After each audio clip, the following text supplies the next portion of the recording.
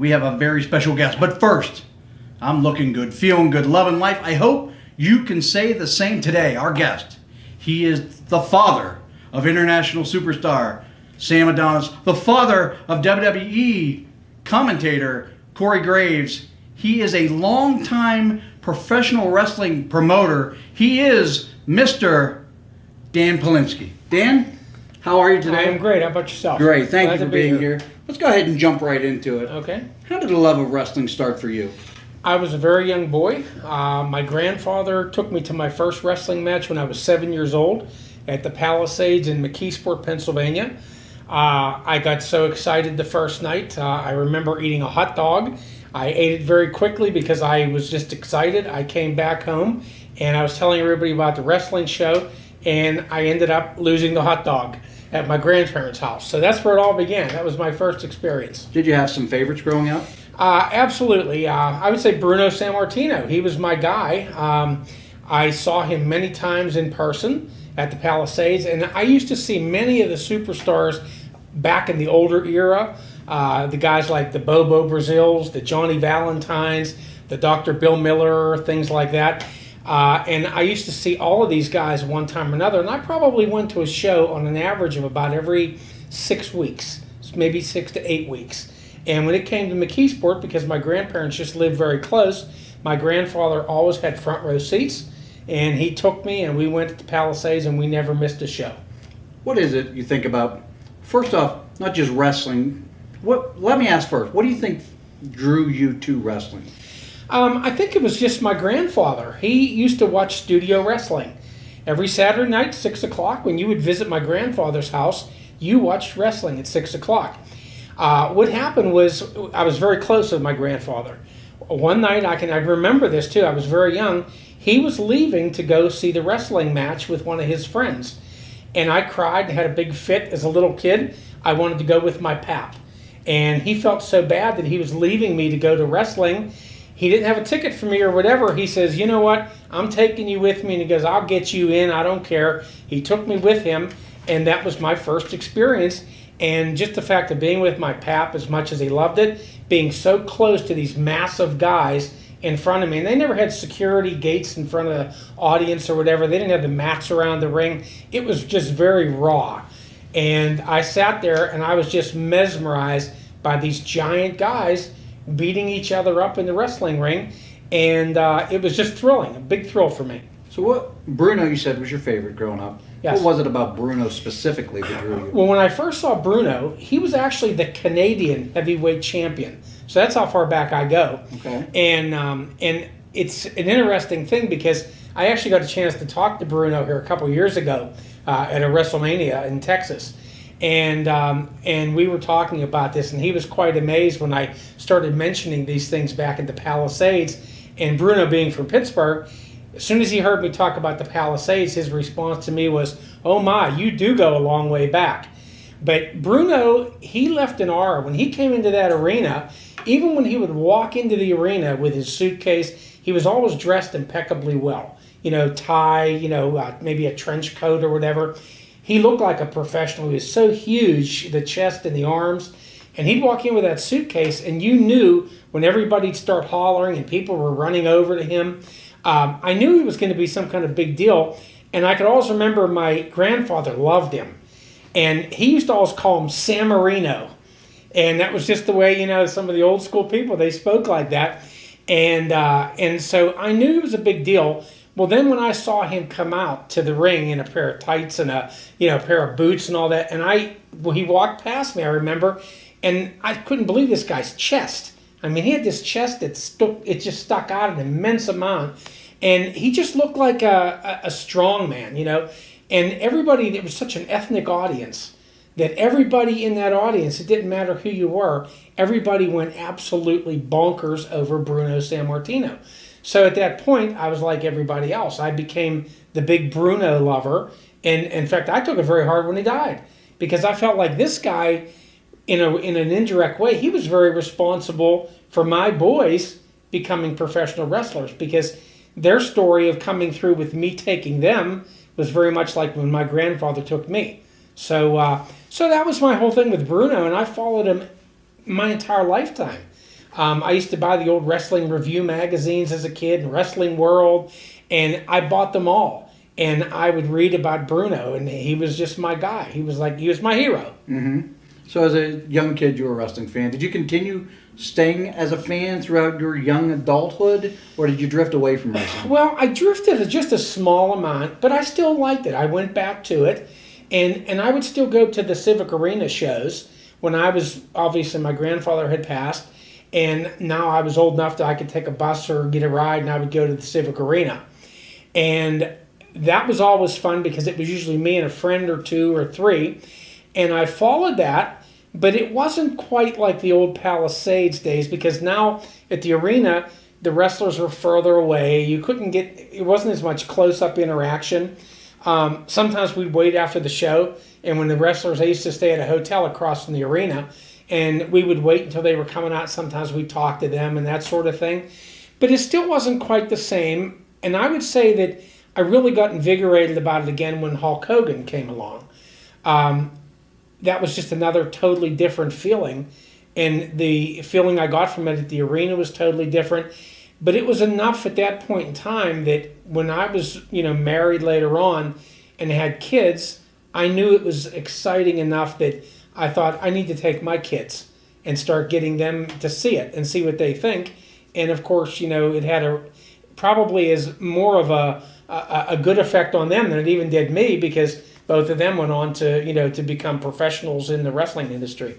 So we're going to take a big jump into the future. You followed wrestling all this time. We get into the 90s, and somehow you found out about independent wrestling. How did that come about? Well, that was another interesting story. I really didn't know a whole lot about independent wrestling, but my wife had gone up to Eastland Shopping Center in Pittsburgh, and they were just stumbling through. Her and I think both of my boys might have been there. It was one of those times when Dad didn't make the trip to the mall. And they came home that night, and my wife was so excited because she said that they stumbled upon a wrestling show at Eastland Mall, which ended up, it had to be the PWX group, which I never heard of. I never knew anything of. Well, the boys had such a great time there. Of course, it was like, well, Dad, we need to get you up here, and you need to go check this out. So we started going, and we just had so much fun, and it was all local guys. But it was fun. It was a good product they were putting on, and it was local, and it was just, you were up close and personal. And through the process, I ended up becoming friends with the promoter, and ended up doing a little bit of work with him. And my boys were kind of like interested, and they were glad that I was kind of getting a little tied in with him. And then again, as we moved on after that, the town that I lived in, I was the fire chief in the municipality, and we were looking to do some fundraisers, and lo and behold, I thought wrestling. And I knew the promoter and talked with him, and one thing led to another, and so that was the beginning of my involvement with independent wrestling. The first involvement, I guess, was with Jim Miller, correct? Yes. What was your initial impression of Jim?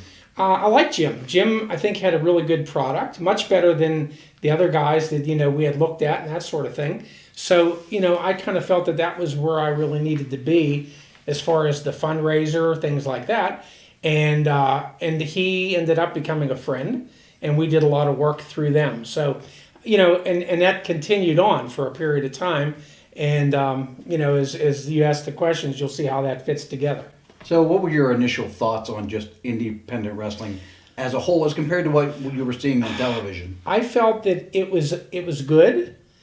I wasn't impressed with all that many of the wrestlers, but there were certain ones that I was impressed with. Why? Why weren't you impressed? Well, I think a lot of it had to do with, I grew up in the era where the guy had to really look like a wrestler to me. And even in my promoting days, I always tried to get guys that could at least look like a wrestler when they would get in the ring. And some of the guys did, and some of them, just in a million years, you would never think that they were a wrestler. So that was probably part of the downside of it. But I think that, the whole idea of indie wrestling was good. But at one point, I would sit there and I would, be at the shows, and even after I got to know Jim, and I would think, I think with my previous knowledge, I can do this. I could do this whole thing as a promoter. And so that made my wheels spinning for a long time, thinking that, maybe if I learn a lot about this, maybe it's something I want to do at some point as far as promoting. So, you're a pretty big guy yourself. Was there ever consideration for you to say, maybe I could give this wrestling a try? When I was a young boy, probably in high school even, I often thought about it, but it was a closed shop. You never knew how to get into this. It was something like now, anybody wants to train to be a wrestler. Sure, there's anybody around will train you. Back then, you didn't have that. You had some training areas, some people that did training, but you didn't have the ability to know where that was happening or how you would get involved in it. So had I been able to do that back when I was younger, I think I absolutely would have. Because again, I've always been a big guy, and in high school, I did some wrestling in high school, and it was just something that I thought was something I would have loved to have done. But again, the opportunities just weren't there back then.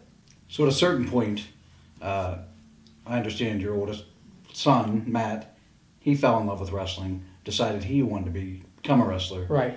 How did the decision come about to allow him to start training at PWX? Matt was he is still a very smart person. Matt was in high school, and he just had no love for the whole school thing and everything, although he was a good student.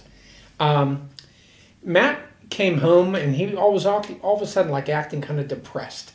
And my wife was watching this, and she said to me, you need to watch Matt or go talk to him. There's something wrong.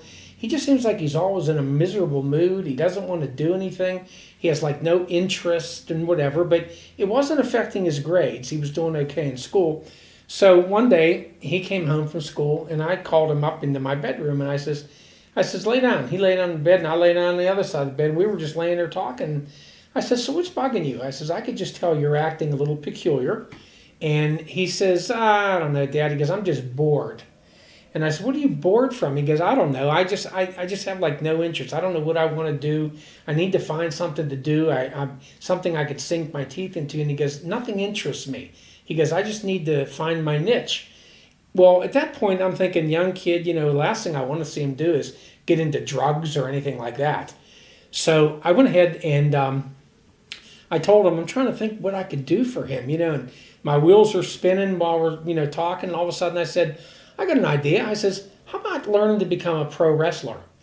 And of course I saw the response in his eyes. His eyes lit up, and he said, can you do that? And I says, well, I don't know. I says, but I could make a call and see what it would take to get you trained.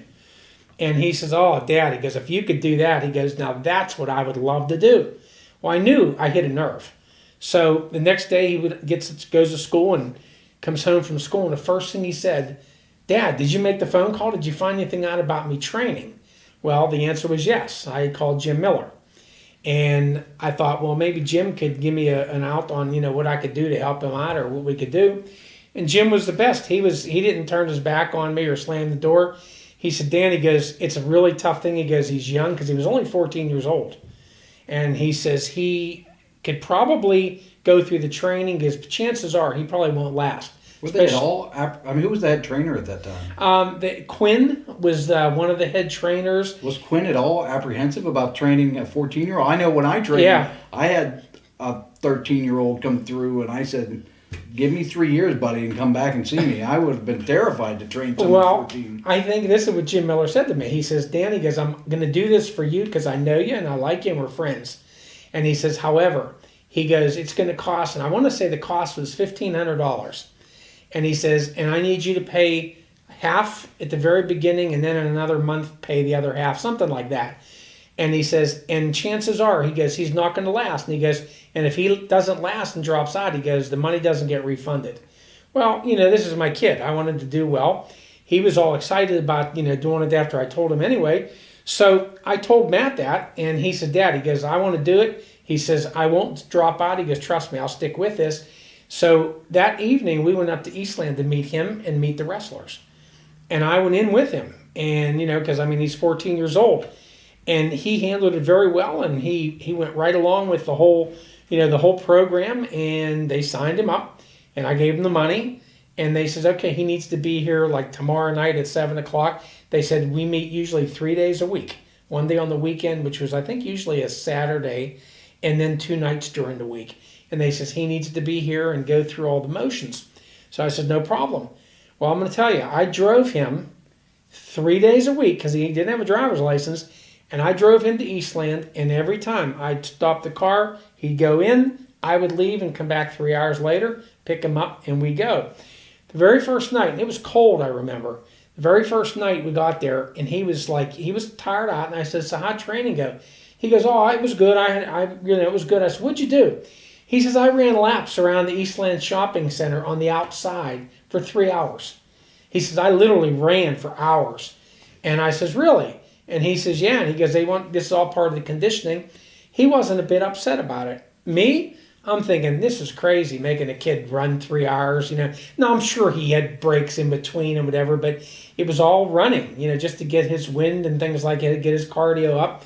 So the next night he went in, he did very much the same thing, and he was fine with that. And then I'm going to say about the third time in, he comes back and he gets in the car, and I says, how was training? He says, oh, Dad, he goes, where do you see this?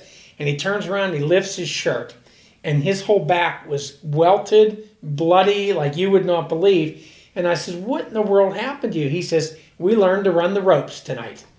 So he was happy. He thought it was great. He had battle scars. He was full in. So that's how the whole thing began.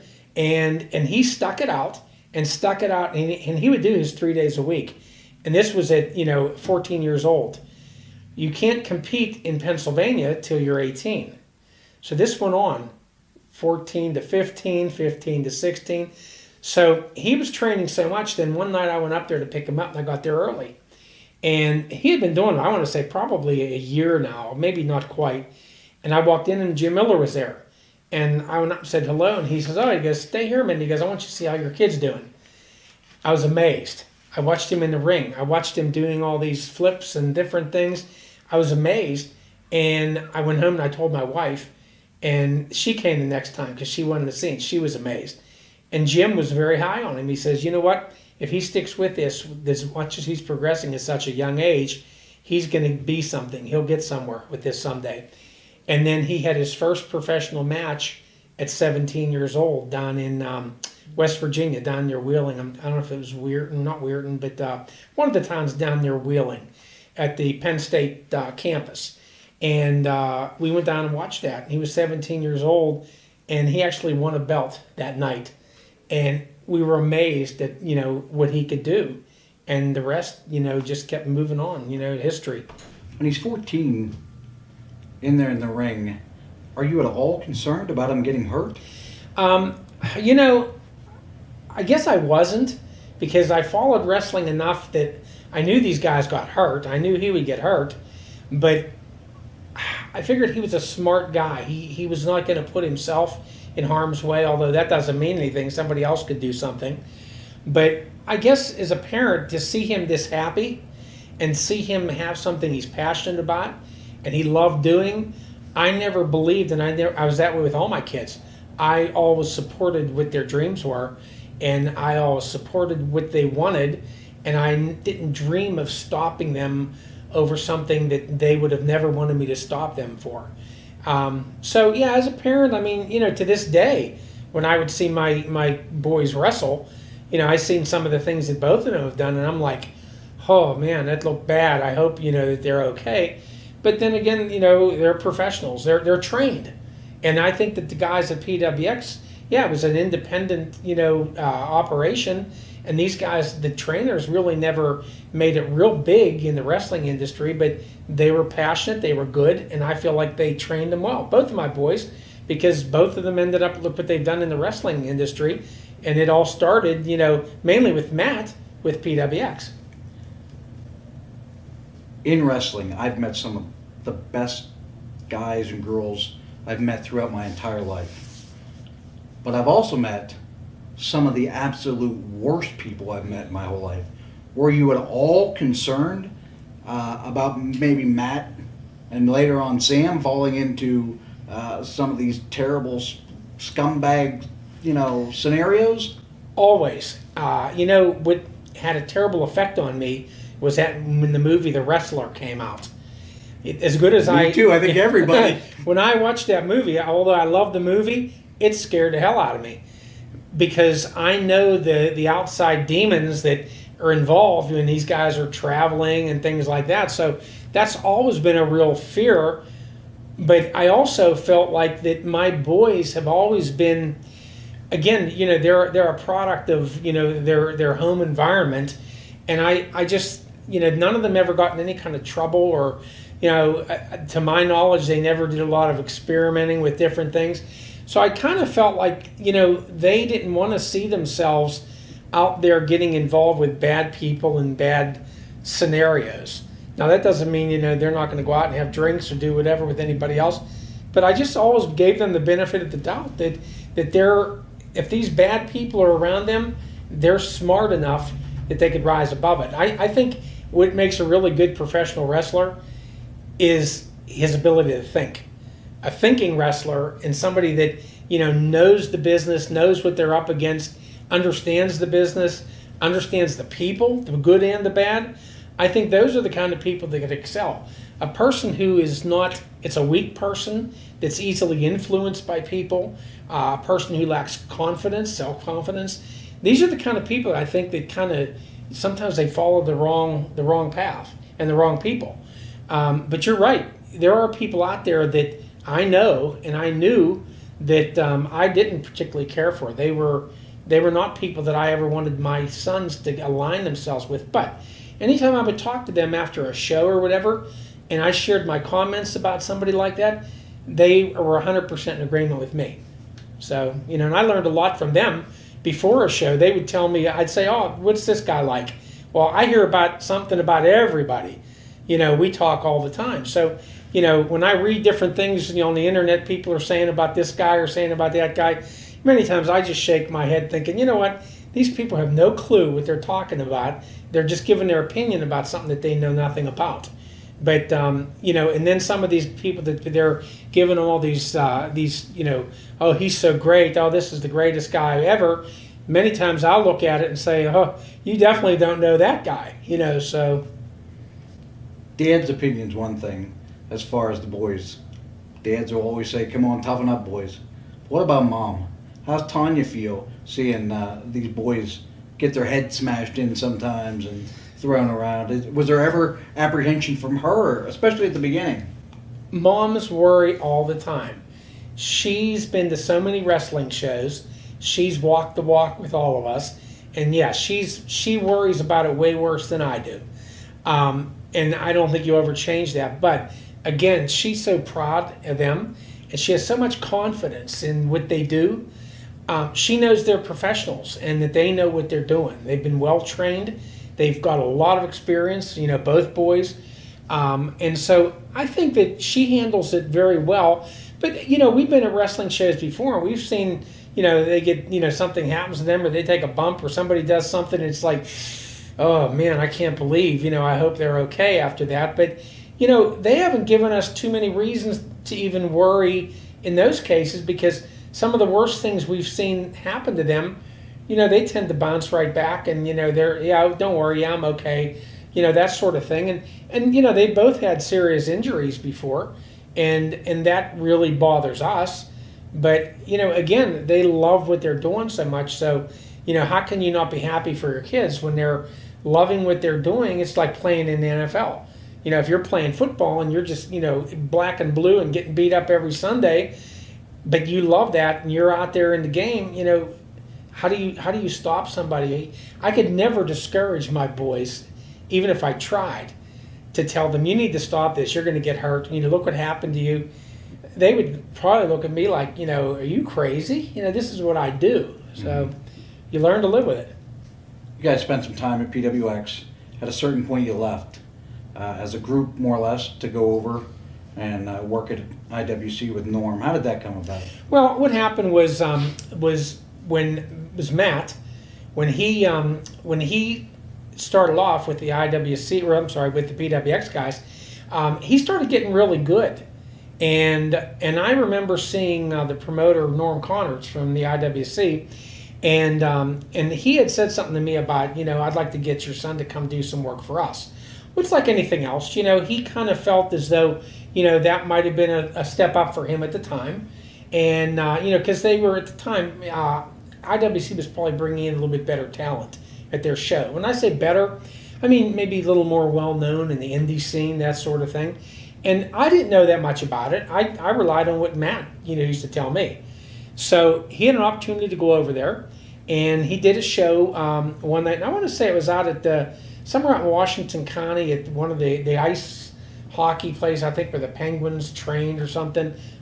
Anyway, I went to the show, and I watched Matt wrestle. And he did such a great job. Norm Connors came out to me because I was standing by the doors, and he come up and he goes, your boy is phenomenal. He is just unbelievable. I want to keep using him. He says he's got a lot of talent. So he started doing that with Norm. And then what happened now, and again, this goes back. It's two different stories. When I was helping Jim Miller back in the day when I told you, I was doing, helping him with some ticket sales. I was helping him with, security. I'm a big guy, and if somebody was going to get out of hand, he needed somebody sitting in the audience that would be willing to jump up and grab somebody and sit him back down, which that happened frequently at different shows like that. When I got involved with Norm, it was a little bit different. Norm and I got together because I had gone out and I had bought a ring. And I bought a ring because my boys, they needed something to train in. And to me, it was like, okay, it's an expensive prop, but what else do you do? If you want them to get good, it's like a baseball bat. You buy them a bat so they can learn to hit well. So we had a ring. And so Norm and I, we got to talking and everything else. And Norm, at some point, he decided that, he was looking for somebody to be a partner with him. And he knew that I had some resources and things like that. So we decided we were going to do some work together. And that lasted for, I can't even tell you how long it was, but, again, I was going through that phase. I could do this. I learned a lot from Norm and the way they did things. And I also learned a lot of things that I would have never done that way, but we had a good relationship. We're still friends to this day. Same with Jim Miller. I'm friends with him. And so it ended up, that was my involvement with Norm. And then, shortly thereafter, like I said, I have my ring, and we were doing some training, and then it was kind of like, that's time to maybe start looking to go off on my own. Well, you said you learned a lot from Norm. What are some of the things maybe you learned from Norm? Well, Norm had a pretty thriving business going on there. He was running shows out at the community college out in West Mifflin. And he had he knew how to bring people in. He knew how to get named, indie wrestlers in there. And he had a reputation, sometimes good, sometimes bad.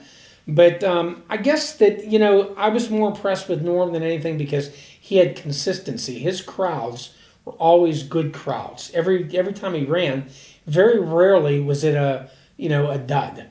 And when I would go to the PWX shows back in the day, they had consistency too, up at Eastland, but it was just a smaller scale. It wasn't as good a production. They just didn't have quite the props, so to speak, to make it, look much better. And Norm was able to give that. And when I started running my shows, I fed off of everything I learned from everybody else, and including yourself. When I come up to some of your shows, I try to take all the good things and put it together. And with my boys' input and telling me what they think.